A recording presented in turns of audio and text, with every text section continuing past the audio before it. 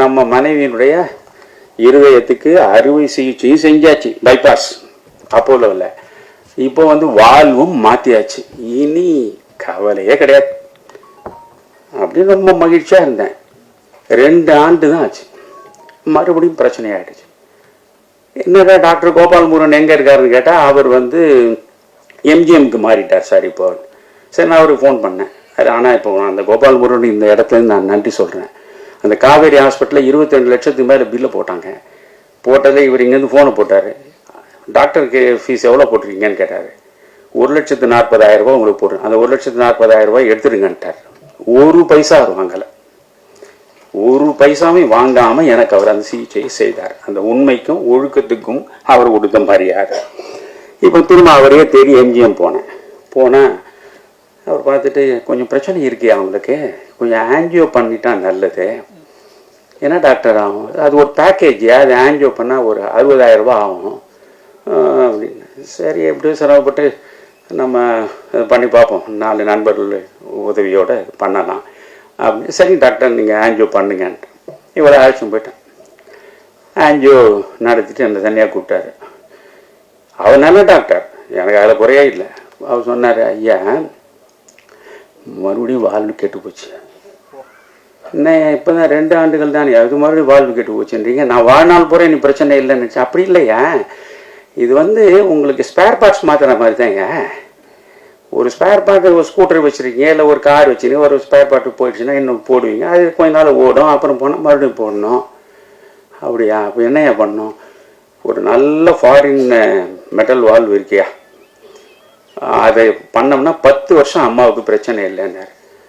அப்படின்னா எவ்வளோ ஆகும் டாக்டர்? ஏன்னா ஏற்கனவே எனக்கு அனுபவம் இருக்குல்ல, 22 லட்சம்னு. எவ்வளோ ஆகும் டாக்டர்? இப்படி பார்த்தாலும் ஹாஸ்பிட்டல் செலவு எல்லாம் சேர்த்தா ஒரு 40 லட்சம் ஆகும் ஏன்னார். இப்போ தான் சித்த மருத்துவத்துக்கு வரேன். உடனே நான் சொன்னேன், doctor kindly excuse me, literally speaking I ஆம் அ பெனிலெஸ் பர்சன்.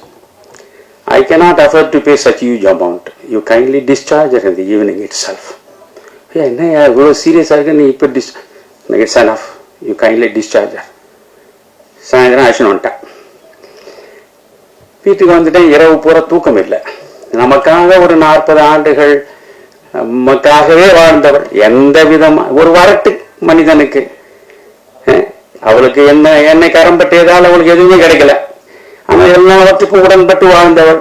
அவளை காப்பாற்றுவதற்கு கூட நம்மளே 4 காசு இல்லை. இந்த மாதிரி 40 லட்சம் 60 லட்சம் எங்கே போகிறது? இரவு பூரா தூங்கலை.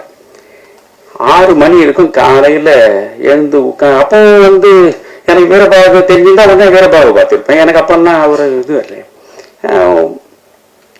வந்து உட்காந்துட்டு இப்படி யோசிக்கிறேன், இதெல்லாம் நீங்கள் சிலவற்றையெல்லாம் நம்பித்தான் தீரணும். அமானுஷ்யமான சில செயல்கள் நடக்கின்றன சொல்லும் பொழுது ட்ரூத் இஸ் ஸ்ட்ரேஞ்சர் தேன் ஃபிக்ஷன்னு ஆங்கிலத்திலே ஒரு ப்ராவர்ப் உண்டு.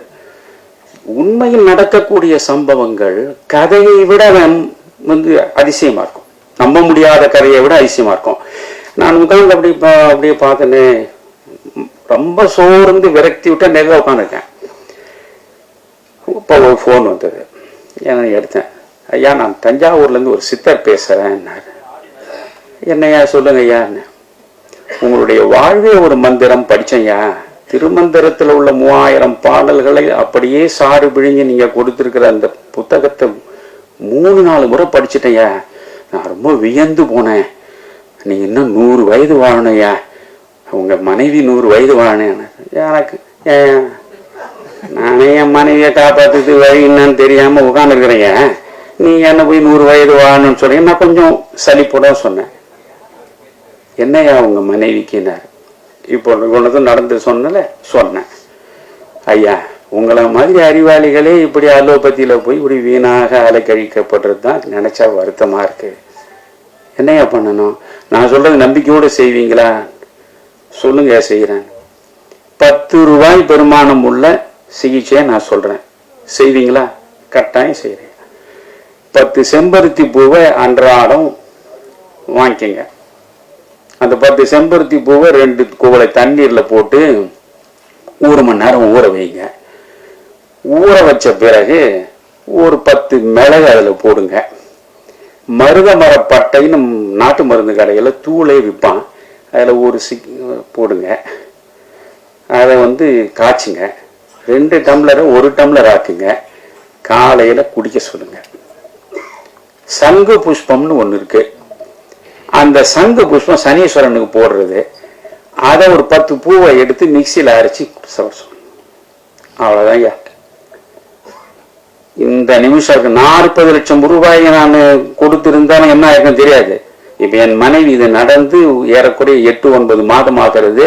அவ படுக்கை விட்டு எழுந்திருக்க மாட்டான். முன்ன அலோபதியில லட்சக்கணக்கில் கொடுத்த போதும் இப்ப வீட்டுக்குள்ளேயே அவள் குறைந்தது ஒரு 10 நிமிடமாவது இங்க நடக்கிற நிலையில இருக்கா, ஆரோக்கியமா இருக்கா.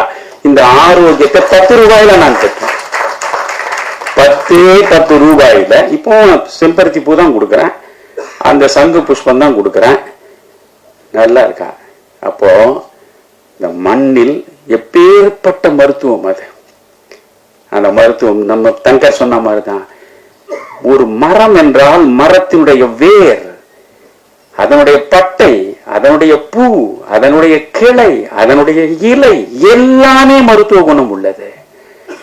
மனிதனை படைத்து நீங்க இறைவன் நினைத்தாலும் சரி, இயற்கை நினைத்தாலும் சரி, எல்லா மனிதர்களுக்கும் நோய் வரும்.